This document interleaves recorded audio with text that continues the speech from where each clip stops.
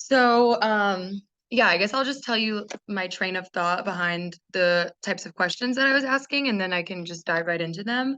Um, so yeah, I guess in my original email, I had asked for like three revisions of a single poem, and you were so gracious and sent me all these different versions of three different poems, Yeah. which was Well, there yes, was no one poem that seemed to do all the things that I thought. And also these were ones at the top of the pile. There were two other poems that yeah, might have been great, but I had no idea where all those revisions were. And yeah. so this was doable and I felt like it said something, Well, you know. yeah, it was that's what I was gonna say, is it ended up, I think, like yeah, being incredible because I was able to see maybe trends across how you revise. And so I started by asking questions, big picture about um what I've kind of gathered from your, big revision process, and then I've zeroed in on the specific poems throughout, and then I kind of zoomed back out. Um, at the end. Okay, so I'll just go ahead and ask you the first question. Um, okay, so for all the three poems provided, the title remained across all the revisions. So for both versions of Erin, the title is Erin. All versions of Monday Shit, the title is Monday Shit, and same with Bed Newton. Um, and that was true even for Bed Newton, for which you provided me five versions.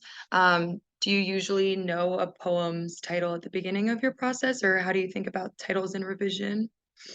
It just so happens that this three are that way. I mean, more often than not, that's the case. But lots of times, there's no title, or there's a title that I know is provisional, but it's just holding the space. Mm, And then as I kind of sit with the poem and live with it, it's like that is the wrong title, and hmm the other one goes in. You know. hmm So all three are in a new book I have coming out in April, and the editor prodded me a little bit about Monday shit. Like you really want that to be the title, Yeah. and but it just the poem is even reflecting on messiness and hmm you know and it just, yeah, I thought, no, it's just like it's because I one of the things that I think about a lot as a poet is ways that things I've noticed in visual art and in music, where we love, like with Basquiat, we love crossed out words. We love seeing corrections on the canvas.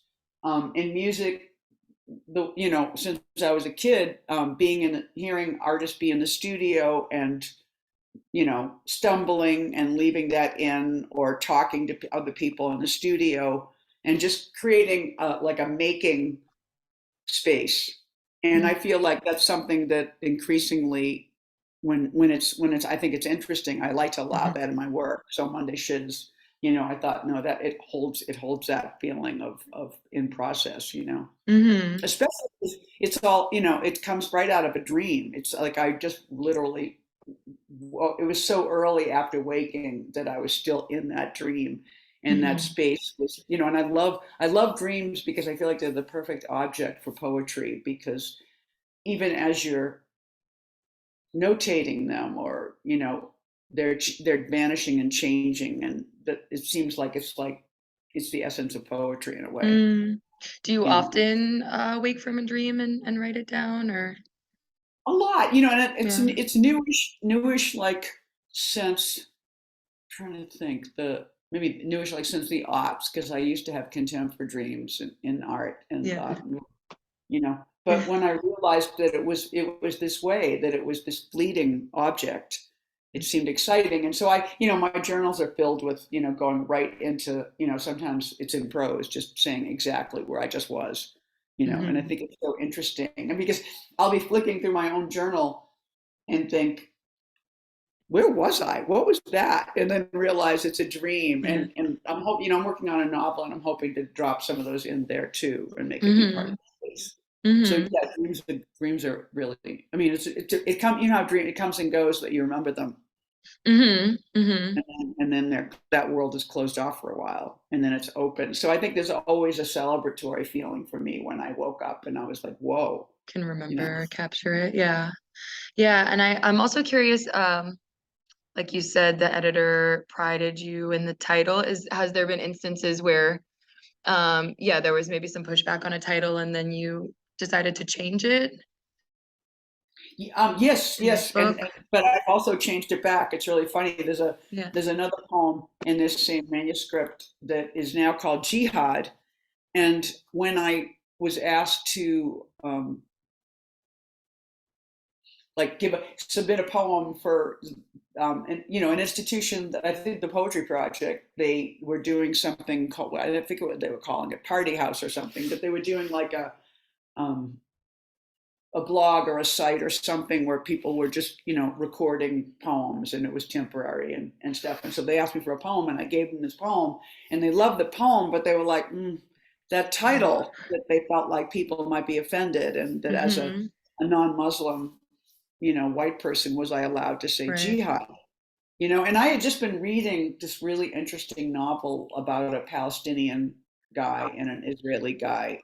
And the book contained, I mean, I knew the word jihad, but the book contained a definition of jihad, which was very beautiful. And it was about an important pilgrimage, and it wasn't inherently violent at all.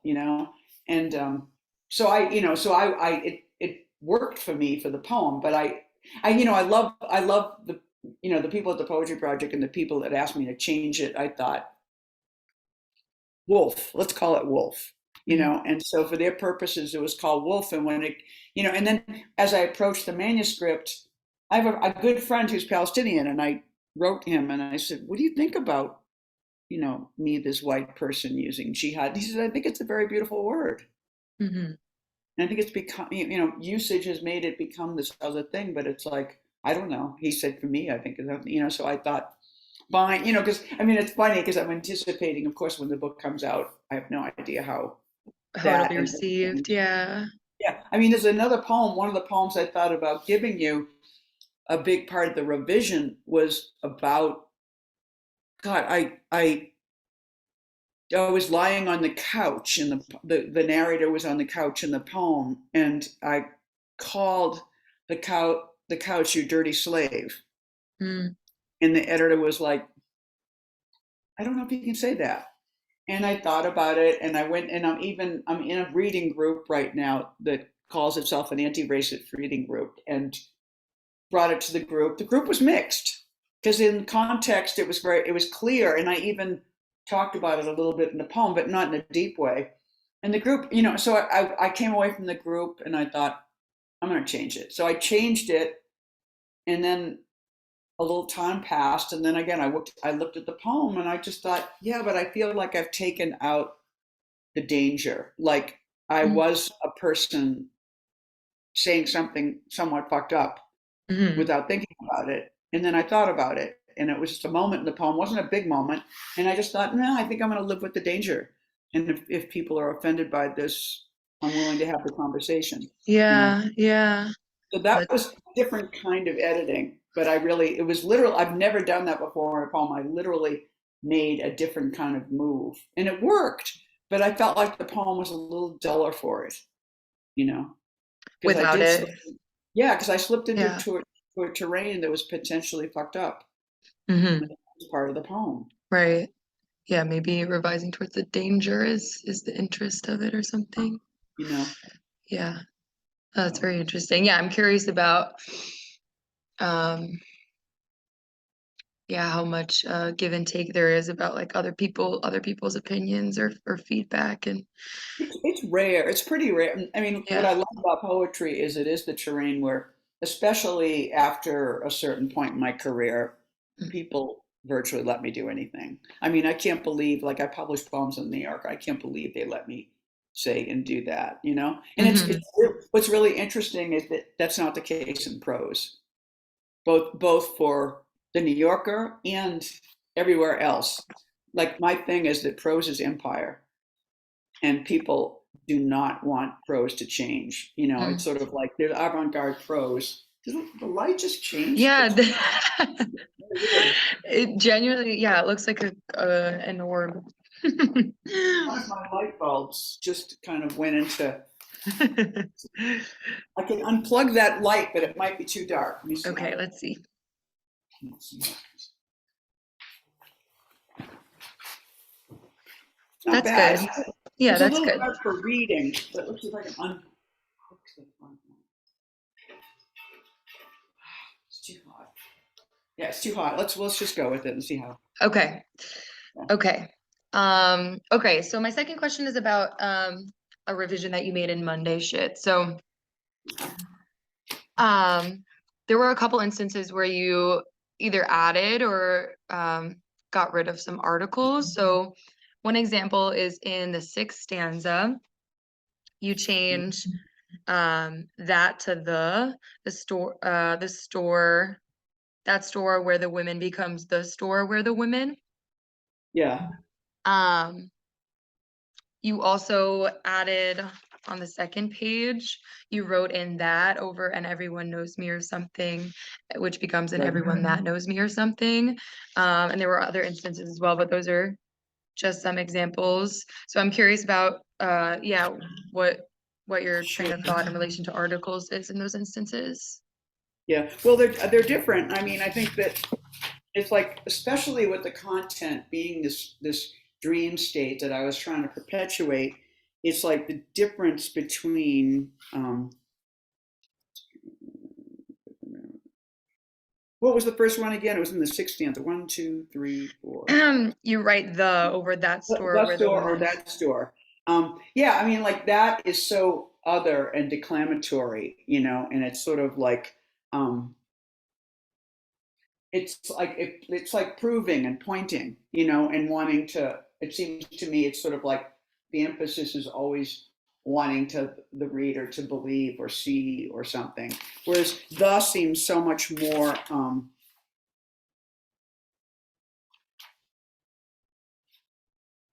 You're just relating something. You're just Mm-hmm. relating something and you're in the flow of the story and you don't want the attention because it really is, it's like the thing I'm probably most interested in poems is attention and the flow of attention. And it's Mm-hmm. like, it's like taps going up and down, and it's sort of like if I want the reader to just keep going with me and not Mm-hmm. think that not putting extra weight on something, then the is much it's dull. You don't need Mm-hmm. the store or it's sort of like, and also it's kind of like, I'm not reminding you. I'm acting as if you're Right, already. like you're in on the world that I've created, like the store. Exactly. Yeah. Yeah, that makes sense. And the That makes second, what was this? The second one was, what was that? Was on the second page. um it's and everyone that knows me or something. Um, You added that. yeah, it seems a little more storytelling to me. Mm-hmm. Like the story seems to be part of the subject of the moment, and everyone that knows me, it's sort of like, um, what's the feeling? It's always a feeling thing for me. Mm-hmm. Um,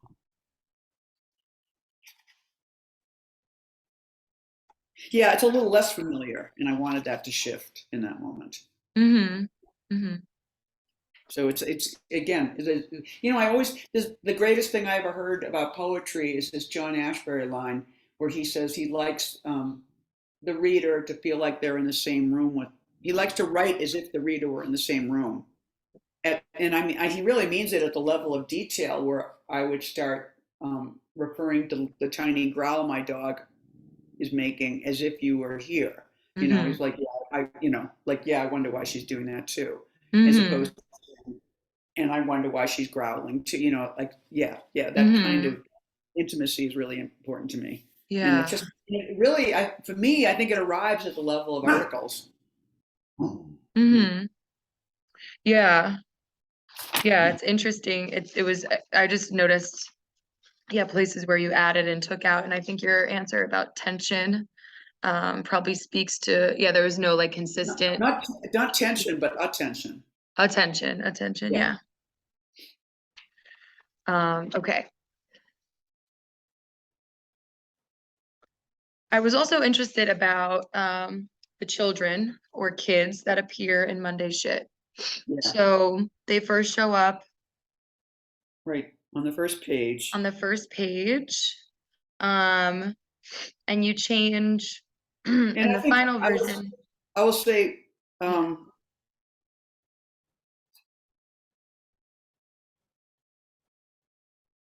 Because it's quicker. It's just a syllable count there. It's like Kids. children is 2 syllables, and I want kids is faster. Oh, okay. Yeah, Yeah. that's all. And then, but I mean, you also maintained children on the rest of the pages, so it seems like, So again, I think it's about the flow, and I don't consciously count syllables, but yeah, they're like in the same way that articles are really important. Syllables are right, really important to me because right. it's just like where let's see, where else does it occur? Let me just see a place where I call the children. Yeah, and also there's a cliche qual. I call the children. It's like I call the kids and I call the children are really different statements. Mm-hmm. It's something very conventional. I call the children. It's sort of like Mm-hmm. a relationship of authority. You understand? Mm-hmm. And the kids it seems to me is very different. Mm-hmm. Yeah. Yeah, you talk about syllable counts being important to you, but um you don't count them. Yeah, So is that something that you can feel as you're writing it or once you read it? both. Yeah, I mean, I Yeah. feel like I write within. I mean, I'm just listening when I'm writing, and Mm-hmm. then I feel like I think editing is to me is finding the moments where you either went into a state of distraction and the listening was not so good, Mm-hmm. or that yeah, the parts are like ungainly and don't fit, and Mm-hmm. you restate that flow. And again, I'm looking here. I didn't know their fucking names, but I found their children. It's much more earnest and emotional. It's like Mm-hmm. I didn't know their fucking names, but I found their kids. I've just said fucking. It's sort of like I want to be more multiple. Like it's sort of like Mm-hmm. I don't want to be in one kind of jargon or the other Mm-hmm. two. But it's like their children. It's like about their value, the value of the children to them. Mm-hmm. Rather the kids is a little dismissive. Mm-hmm. You know. Yeah. Yeah, the children as they relate to their parents. Yeah. Um, let's see. Yeah, I'm also interested about yeah, I think a lot of your answers so far that it seemed to be about maybe like intuition or a feeling that you know or have when you're listening to your poems. And The sonic, imagine, the sonic quality seems like yeah. the real home of the poem. Mm-hmm. Mm-hmm. Yes, I wonder how naming might relate to that. So I was curious about opportunities where you took to name somebody in your poems and then other opportunities where you didn't name someone. So We're for thinking about example, Aaron, or yeah, so tell me. there's Erin, and then we also meet an Anne. Where's Anne? What poem is that in? Anne is in Bed Bed Newton. Newton. Bed Newton. Yeah. And then there's other instances where like just above Anne and Bed Newton, it's the corpse of the man. So yeah, I was just interested in like why name Anne but not the man, and when does it Right, become apparent to name someone? right. It was very funny. The man's name just flew out of my head, but Mm, he, um, a famous indie filmmaker who had just died. And I felt like if I used his name, the poem would be kind of biographical, and mm, it would have this, kind of homage. And, I was interested in the details of the morning, but not the name of the man and you know, the man himself. mhm, Jonas Mekas, I don't know if you've heard of him. mm-mm, Yeah, very, like he came to the New York in the 60s and was very personal cinema, independent film, created a space, the Anthology Film Archives, and his death was a big deal in the kind of New York avant-garde. And Anne is Anne Waldman, and mm, you know, and we're close. I'm closer to her than I was to him, though I knew him. mhm, And it's like, and she's one of those people who always somehow, she's a very, very high power but very intimate person. She always gets close to the body. She has so much. It's so funny. I'm reading her memoir right now, and it's crazy because it's sort of a biography. There's so much detail and fact and information. It's so funny that she doesn't get intimate in it, but as a person, she's always you know, she just is always inside. And also, she's always full of what we all should be doing. She's such a funny public-private person. Mm-hmm. And she's, you know, she's just like 5 years older than me, but she grew up in New York and she was there when I got there and she was already famous. So, you know, it took years for us to get to be kind of peers. Mm. So she would tell me personal things about places where I hadn't been. And I, you know, I feel like I kind of put a cup out for her knowledge, you know. So it's just like that's a tip. I mean, it's just like in a way that's a using her name was a tip, sort of a head nod to her having given it to me. Mm. But I didn't want to make the poem be about Jonas Mekas, Mm-hmm. and because I wanted all the details of the poem to have the same weight. Equal weight. You Yeah, know, that makes sense. even my mother, who interesting, like he was Lithuanian, my mother was sort of Polish Lithuanian. There's a relationship, and I wanted those relationships that nobody else might see, but I know about. Mm-hmm. You know, and all, you know, the poem is in so many locations. It's in Chicago, it's in New York, it's, Mm-hmm. you know, it's all over the place. And the title, I can't quite remember. I was going to check it before we talk, but I forget. But Dodie Bellamy has a book, Bed Something. It's something, it's an odd, because Bed Newton is really like, again, it's just like a really mangy, made up word. And I Mm-hmm. don't, it sounds like something else. I'm just going to find Dodie's book. Dodie's a good friend.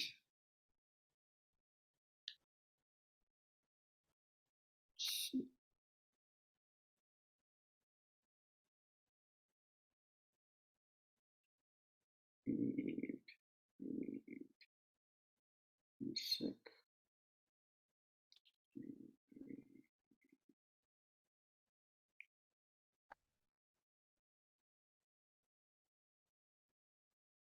Not finding it. It's Bed Something. It's really, it's a weird title, Mm-hmm. and it's made up too. I'll find it for you and tell you. Yeah. Anyway, yeah, it's a kind of a Dr. Seuss title in a way. It's just a made up word. Mm-hmm.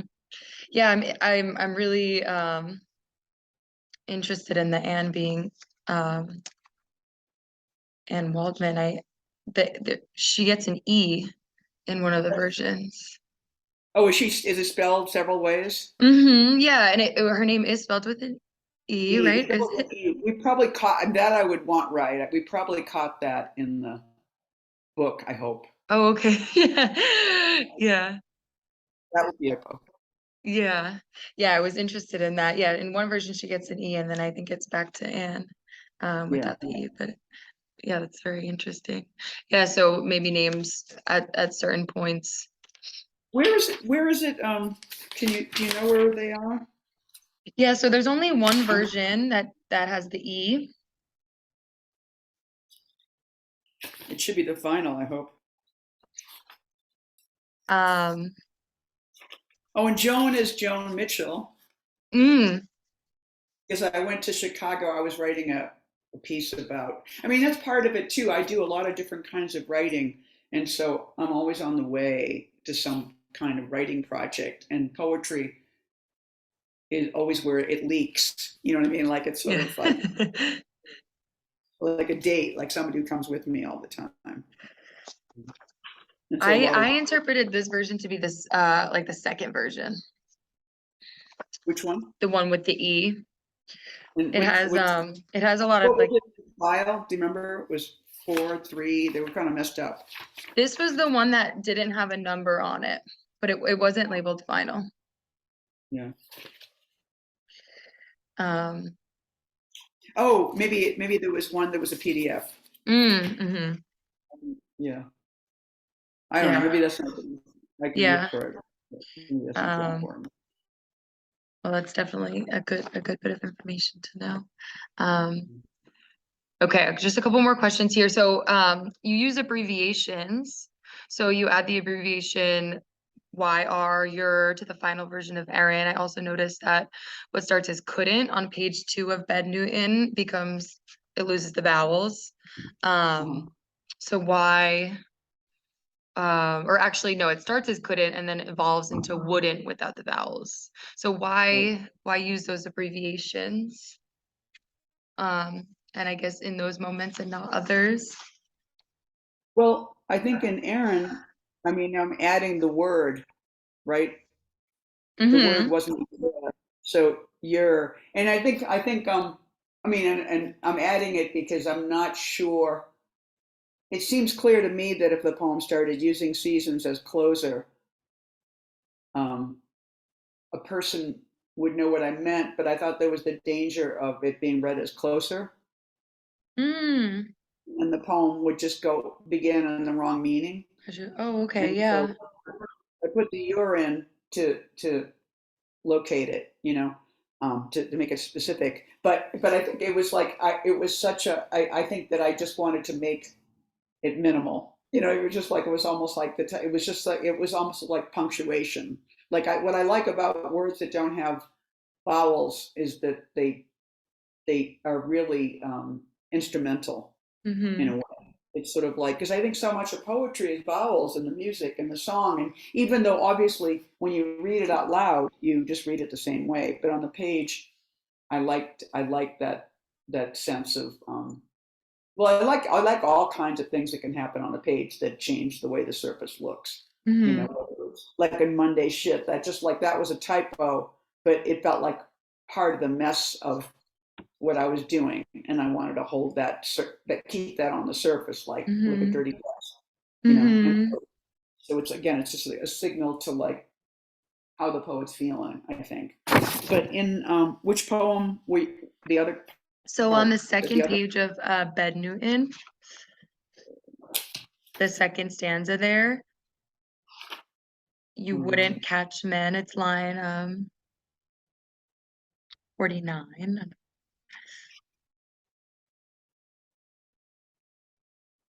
The second page of Ed Newton, the which stanza?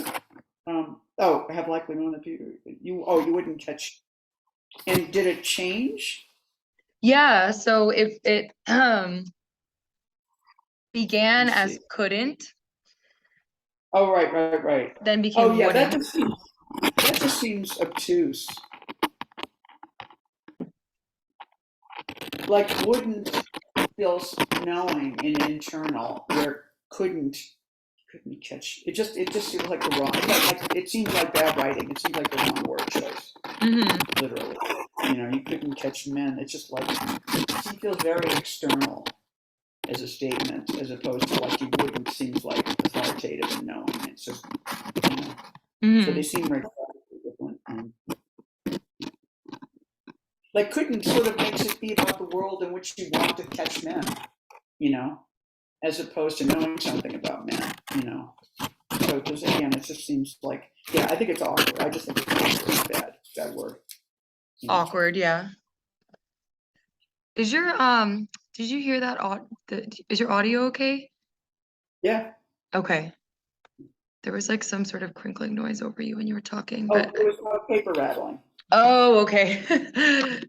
Okay. I had a little bit of trouble hearing you, but I think I got yeah, the gist of it.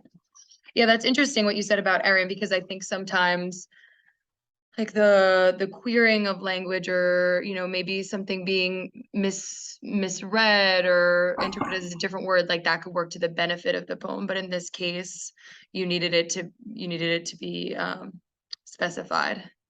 It's a tiny lyric poem. There isn't much. Right. It's really a description of a moment that I wanted Mm-hmm. to get exactly right. You Mm-hmm. know, or she in the real world was offended by the presence of a belly. Like, this is not a person who's hefty by any stretch, but she has a belly. We all Everyone have has a bellies. belly, a little belly. We're very vain. Is that something that's, yeah, how do you account for like the real world when have you ever said, I'm not gonna put this in the manuscript, I'm not gonna put this in the book because I don't want to whatever someone, or Oh yeah. I yeah. mean, even I'm broken up with this person who I was with for most of the time of the writing of the book, and I literally counted how many poems she was in to see how I felt about, it was 30%. And I thought that's not, it felt, her presence feels bigger than it is. And I thought that's fine. Yeah, yeah, yeah. Um, okay. I also wanted to ask you about what happens in Bed Newton on page 1, 2, 3, 4. So this moment where you say, so in the final version, it's should I shoot it, whatever was right. And it starts as whatever was right, should I shoot it? So you switch the order of those, which does something interesting there. And I was curious about that choice. Right.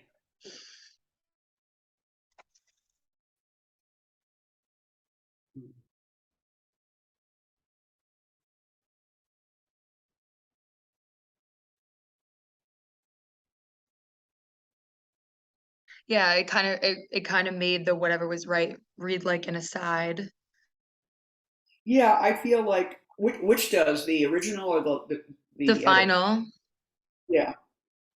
Well, like you could just read it, should I shoot it into me, or it's, I mean, I guess I wanted to more accurately represent the chaos of thought. Mm-hmm. Like I feel like we're usually, language is such an illusion. We're usually thinking a number of things at the same time, and they come as a jumble. And I felt like there was a narrative here that was dull with rugged, handsome Polish man. She was just feeling all the time, whatever was right, should I shoot it into me or not? It's just making me sad. Something is. Um, he was like a prop, rugged, handsome Polish man. Was just feeling all that time. Should I shoot it? Whatever. It just feels much more impulsive Mm-hmm. and kind of because it seems like what are they talking about? Are they talking about sperm? Are they talking about shooting a person? Are they? I feel like it's like it's not quite clear, but I want the feeling of it to be clear. And I feel like Mm-hmm. somehow this order, like injecting the question, seems much more like in Mm-hmm. the panic of the moment. It feels more Yeah. on edge, I think. And I think and for me, it makes the stanza move faster. Mm-hmm.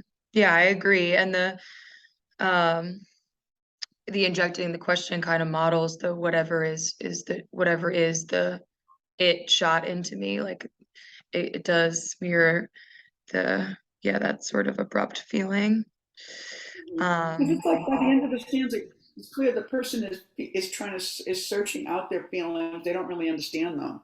mhm, So it seems like it's like I want to be closer to their chaos. It's sort mhm. of like it's not just making me sad. Something is. It's just like there's an Yeah. unknowing that's being um, traveled with and occupied. Mhm, And I think not stalked, but sought in a way. mhm. Yeah, I love that. It's so beautiful. Making me sad something is. Yeah, that's interesting how you said like language as an illusion because it does occur so much more jumbled than that. I haven't really thought about it like that. Like the way we put it down is so much neater than how it happens up there. And I But think that's really too, interesting. film is always helpful because I think often scenes come in this kind of like you're going along and then there's this forwards backwards motion. It's sort of jerky, and it's just like it just gives you a feeling of time, and then it's real, and it's not narrative, and it Mm-hmm. jumps.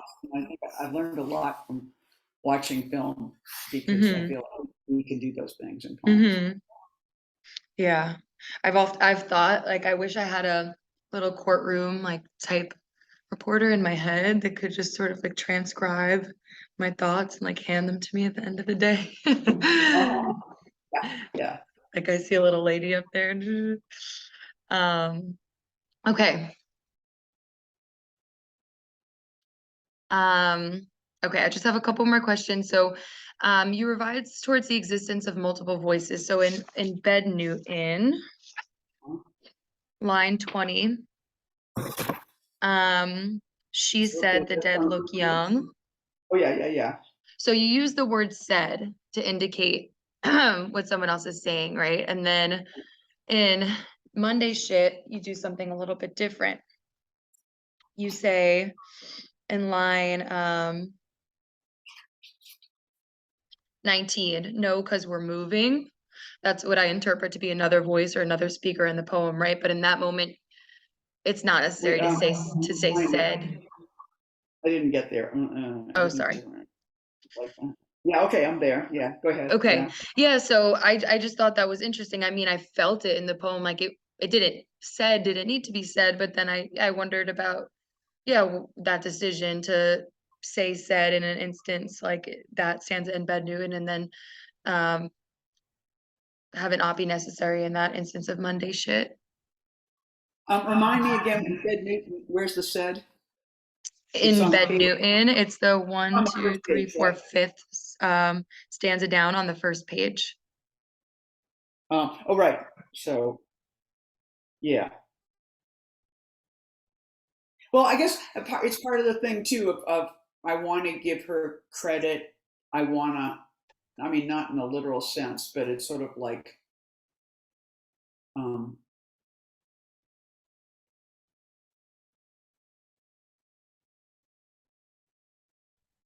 yeah, I think it seems important that to convey the feeling of being told, Hmm. and in some place where I wasn't, and it being about learning. You know, I think it's the thought is so interesting. She said the dead look young and rested. You know, I think it's often true. You know, Hmm. they look great. They feel really good. You know, Mm.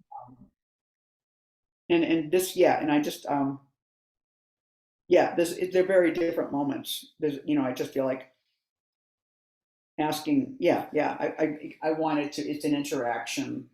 It's action. It's action. You Hmm. know, this is storytelling. You know, and so they're really different things. So it's sort of like the said. It's so funny because I remember years ago hearing of fiction writer who was really very successful at that moment in the '80s, and she was reading, and um, her stories were so peppered with said. She said, and he said, and I remember always wondering it was bad unless she really wanted it, and I couldn't tell whether she really wanted it. Did she hear it? Did she understand? She must have heard it, you know. Yeah. And there's a Lucille Clifton poem called "The Mother's Story" that said is such a part of like, um, it's like to go. I mean, it's a very short poem, but it's very echoey. Said is a very powerful word, I think, you know, but it's very quiet and very soft, I think. Hmm. So yeah, I use it very consciously, you know, Hmm. because I want you to hear the word and be thrown into the position of being the receiver of a story. Hmm. Hmm. And I guess it's interesting because the poem, I mean, I never know what poems are about until I have a conversation like this. You know, I think this is this is a good conversation in a way that talking with a translator is amazing because they want to know what you mean by this word. And you realize you don't know. And then you have to go deeper into the poem, and it's really interesting to understand. Because I think there's so much about, you know, had my mother died yet? I'm not sure, but there's so much about histories, you know, and my relationship with Anne, and my relationship with Joan of Smeekers, and my relationship with my dead mother, and New Hmm. York being a place that holds all these histories, you Hmm. know.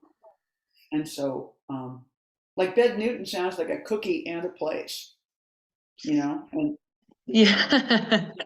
consumptive in it. There, you know, it's sort of it seems like about in a way it's almost like about being eaten, you know. Yeah. Yeah. So how would you define the word? Well, it's funny. It sounds like one of those fake, you know, like when you build a wonderful new housing development and you want to convince people it's pricey. You'll like Bed Newton, welcome to Bed Newton, you know. But it's sort of funny because it sounds like a cookie, and it's cozy, and it's cozy. Hmm. It's very formal, but it's very cozy. So I think it is. It seems to me that it feels like New York history from the Mm. inside, you know. Because what's beautiful, I mean, it's like the thing about going to New York for Alex Katz's reading. It's sort of like memorial is such a part of what our web of friendship does. You know, I Mhm. came to New York in my 20s. I'm in my 70s now. You know, it's like there's so much history, and when I miss a beat, I miss a real piece of my Mhm. living. You know, Mhm. so I think so. Bed Newton, I think, is funny and gross, and holds all that, and is a Mhm. little little bit honorable. It's my own housing development.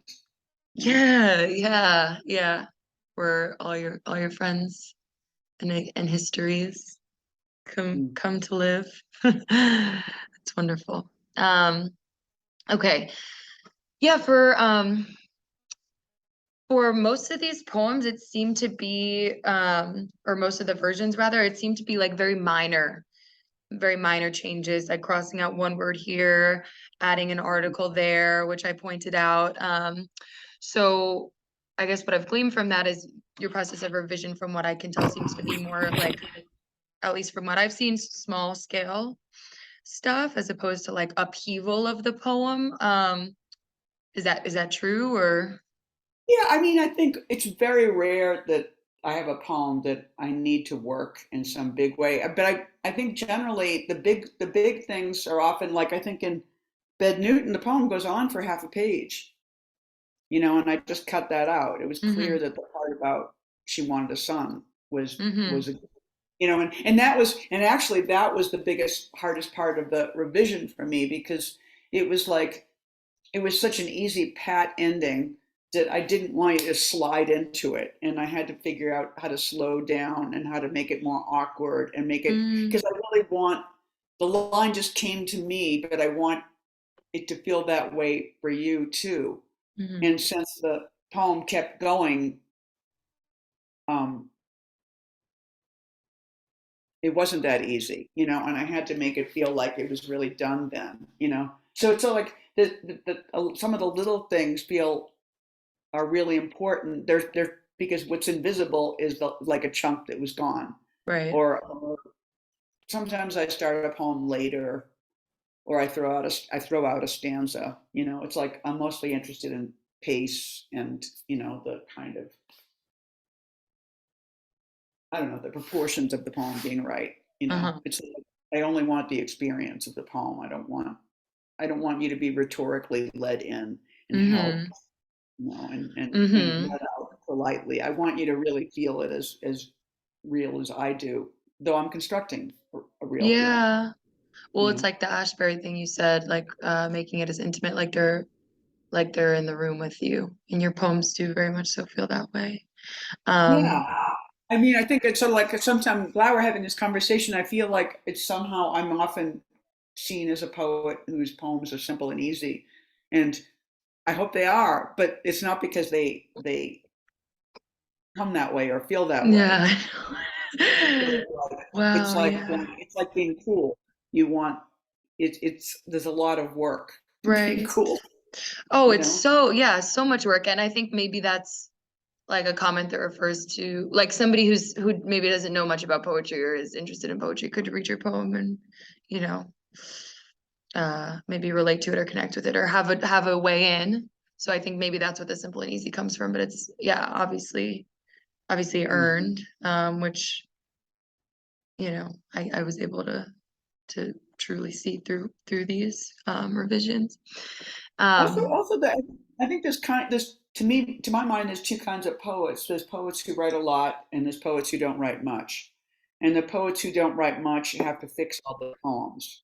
And the poets who write a lot, like out of these 25 poems, you pick the 15 or the 10 or the 12 that are good. And I don't deal with the messes. There are poems that are just off. And I probably, if I mm, wanted to spend my life fixing those poems, I could do that. But whoa. I write a lot and I like to, and when I teach a workshop, I focus on writing a lot, not perfecting a poem. Because I mean, I'll do a little one-on-one perfecting with somebody, but I think there's nothing worse than a bunch of poets sitting there fixing a poem together. It's just like Whoa, it yeah. kills the spirit. And I think, especially when you're new, it's like you just need to kind of up your production, Mm. because I think macro editing is easier. And by macro editing, I mean just dumping most of the poems you write. I really, really appreciate that perspective.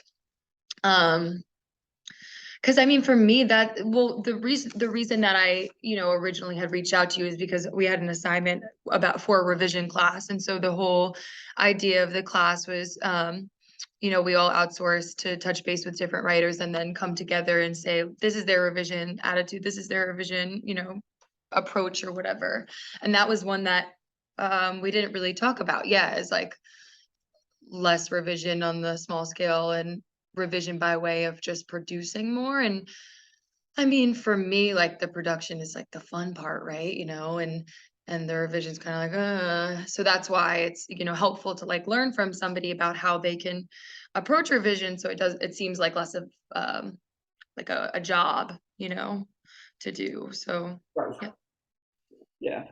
I mean, I had one of the two poems I thought about showing you that it would be hard to show because it's a long poem and the revisions are all over the place and I don't even know where they are. But and there were lots of little revisions because I felt like I knew the poem was important and I mean, like in terms of content. Like once in a while, I write a poem that like there's some very public content in it, just like the poem very much feels the pain of the world, literally. So the planet Earth is often there as a cartoon figure saying, I'm hurting, and people are dying on the planet. And I think I was on a plane when I wrote it, and I just had this awareness. And so it's long and it has this kind of almost historic feel. And so I felt like I think this is a big poem, but there was just, lots of little things that were off, and I kept fixing them, and and it's in this book.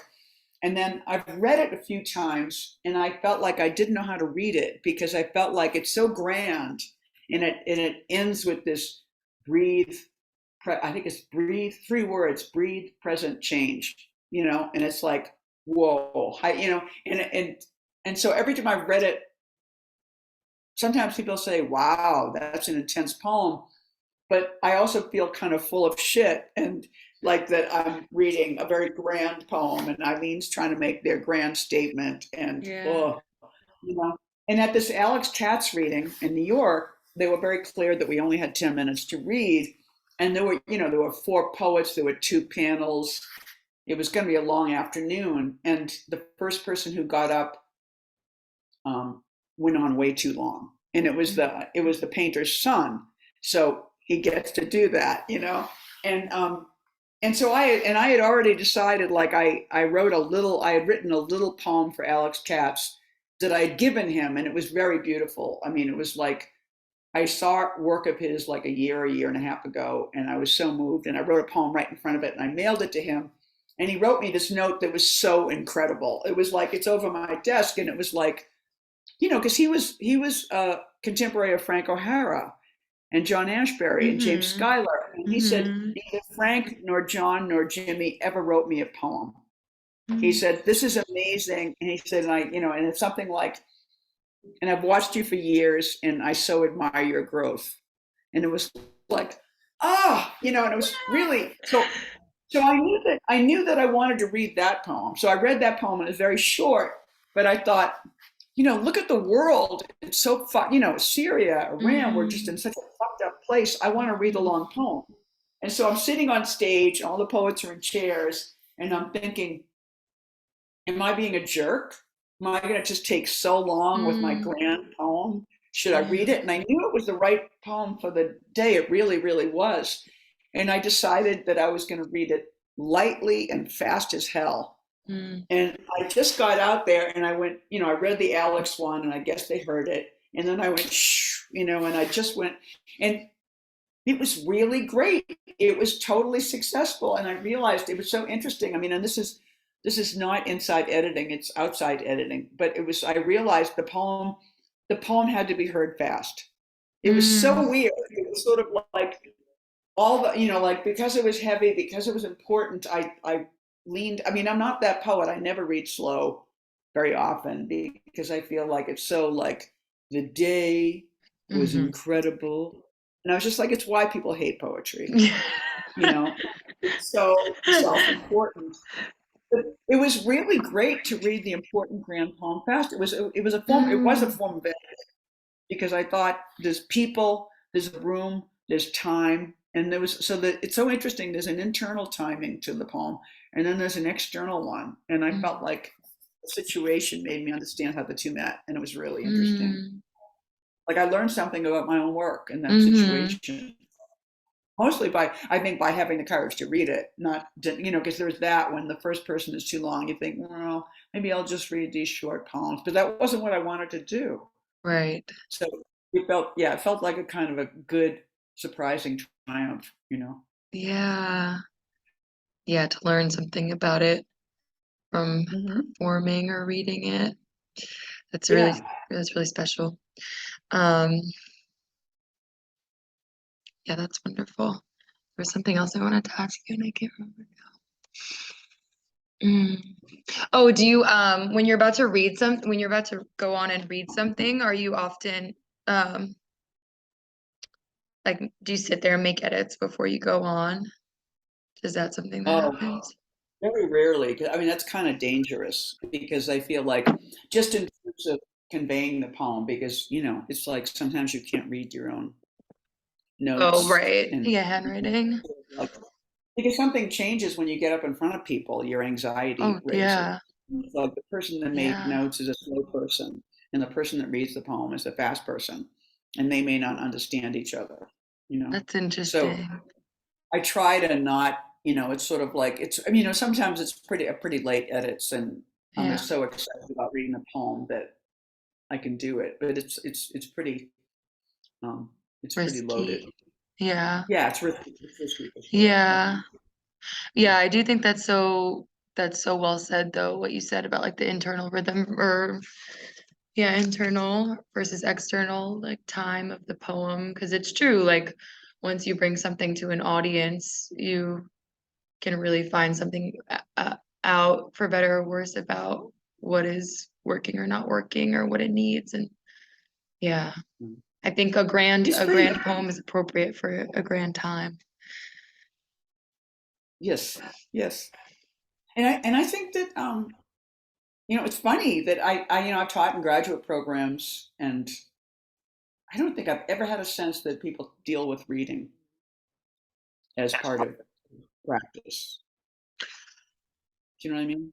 I do know what you mean, and that's something yeah, I don't want to make it about me, but that's something I've struggled with in my own program. Thinking about like yeah, I think I definitely need to outsource outside of the academy for that sort It's of like learning. it's weird. It's like it's too bodily. It's almost like to talk about reading styles and presentation somehow suggests that you're like an entertainer or a performance artist or not a real poet. Like a real poet is all about the page. And that's just not true. It's I like, mean, look at any really famous poet, and they have all these little anecdotes they tell, and they have this whole way of being on stage. They're yeah, totally performing. The most conservative poet, and even the ones that completely reject any business, that's their business. That's right. their show.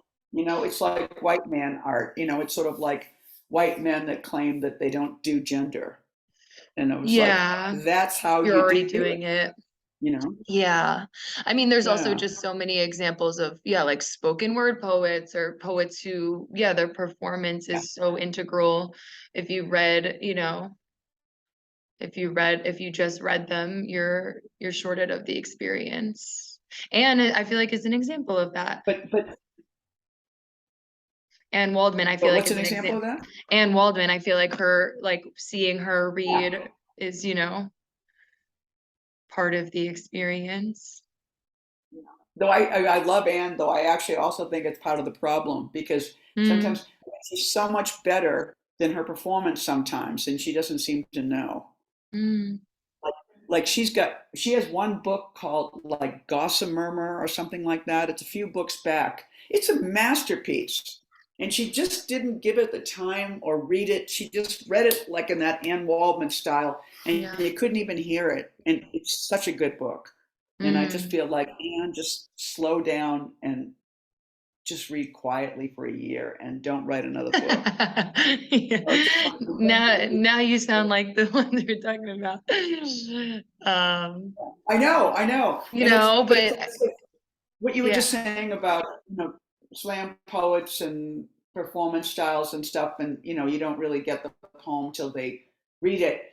But because of that, the Academy does not dare perform because they don't want to be mistaken for them. For that. But I mean, I mean, I know it's a real, yeah. that is the tradition, like, you know, African American spirituals, like the spoken word, like having it through song, like that is like a tradition of poetry in so many ways. And so to disregard it, I feel like is so, yeah, like elitist and just to the Oh, I know. There's a lot of, to the detriment of yeah. poetry.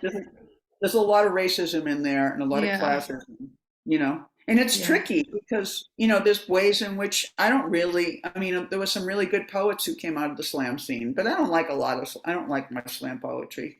I don't think it's that interesting. Usually, because it's sort of like it's so about making a commodity and repeating it and repeating it, and it's gonna win. It's very American, and like you're gonna win the slam competition with this poem, and then you're gonna go to the national. And it's this whole other, So then I have my own class stuff in relationship to that. It's so funny, but it provided a stage and a platform for poetry that had never existed. Yeah, that's exactly what I was gonna say. And I mean, it's especially, yeah, like I do come from a slam background, and it's especially like that even, yeah, like when you are looking at, the college competition cup, see, it's like the teams that are always winning, or, like the Ivy schools, or like really well-known schools, and then like SUNY, is like, 75th or something. So I definitely think that's a problem, but I do, yeah, an opportunity to, like, for someone who doesn't know poetry to watch a video and feel moved or inspired. I think that's special, like you said. Mhm. Yeah, yeah, absolutely. So, Um, it's a okay, I just really, have sorry, I didn't mean to cut you off. now I was gonna say it's a really interesting problem. Yeah.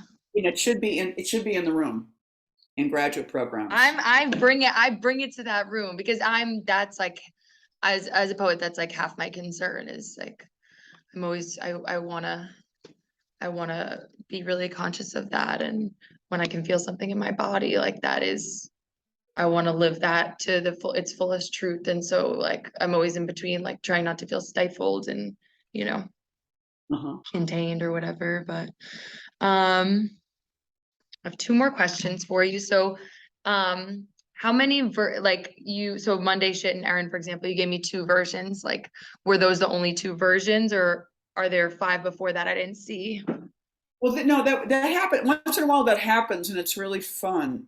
And it's very pencily. I edit with pencil. I really like editing with pencil. And it's weird. It's not that I erase stuff, but somehow it feels like the right spirit. But sometimes I'll write a poem that's very shaggy, like Monday Shit, but I feel I just have a deep feeling that this is a good poem. This is an important poem. I value this poem. And I don't quite know what to do with it.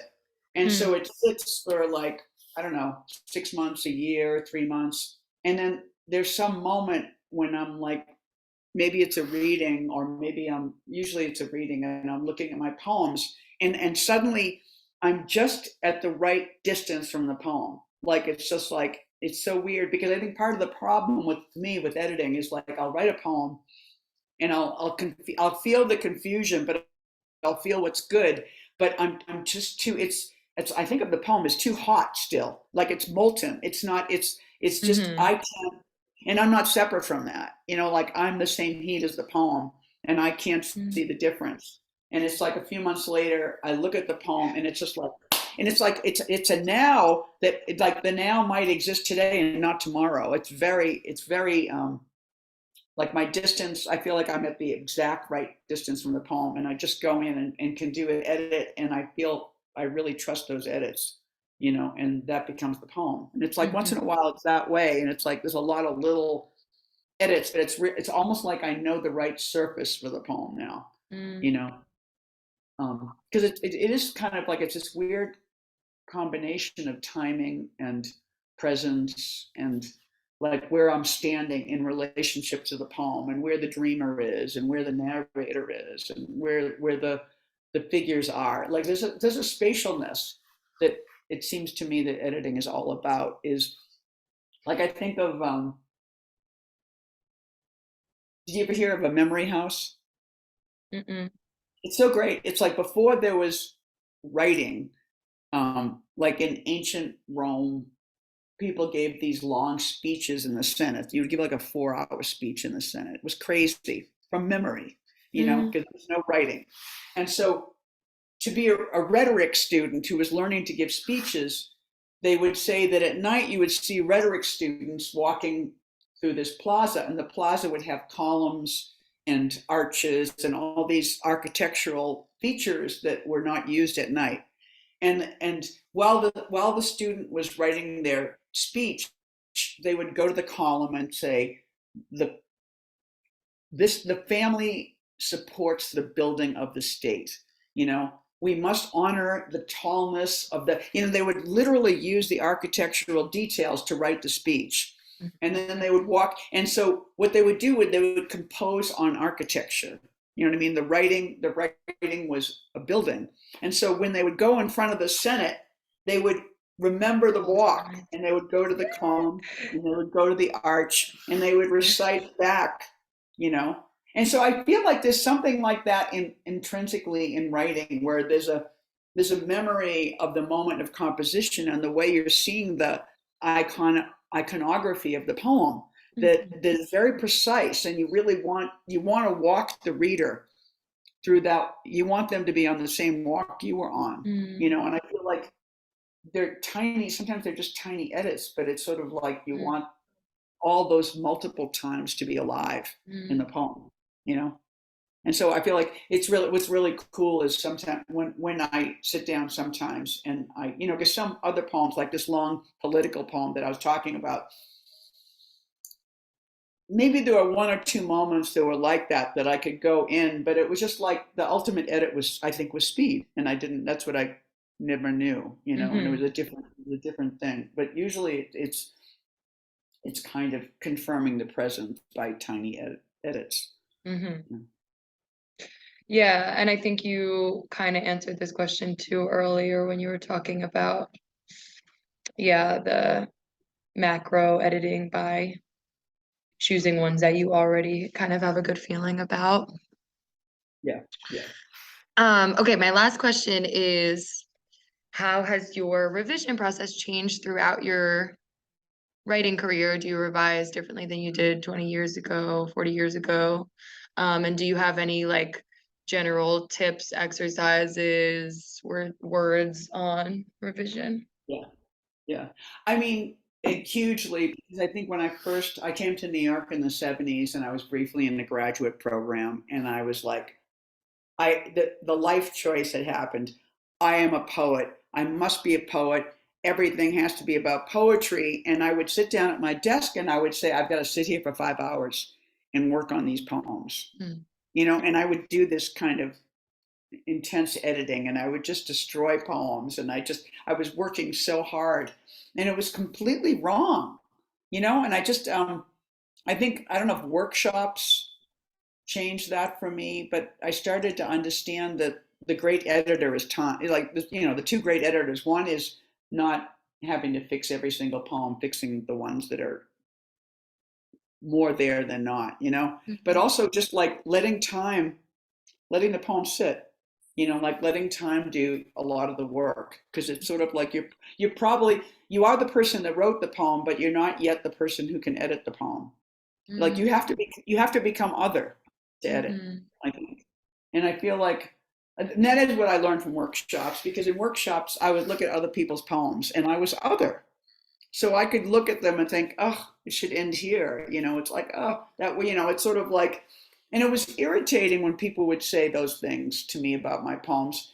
But I would say I learned more from workshops, from editing other people's poems, than anything anybody said to me Said about about my yours. work. Yes, yes, yes. Is it sort of like I started to understand the art of editing, which is just, I don't know. I mean, like Jimmy Schuyler, who was like my friend and I think probably a poet I've learned a lot from. He said or no, actually it wasn't him, though it was true of what he did. But Philip Whalen said the only criticism of a poem is too many words. Mm. And I think that's so true. It's like usually editing is an active removal or a little bit of replacement, you know. Mm, It's like pretty I think it's pretty minor, you know. mm, But I just think that you've got to be somebody, you've got to be, that distance has to happen, you know, and you usually don't have it right away. hmm. So So time. Yeah, so yeah, you don't sit down for your desk for 5 hours anymore?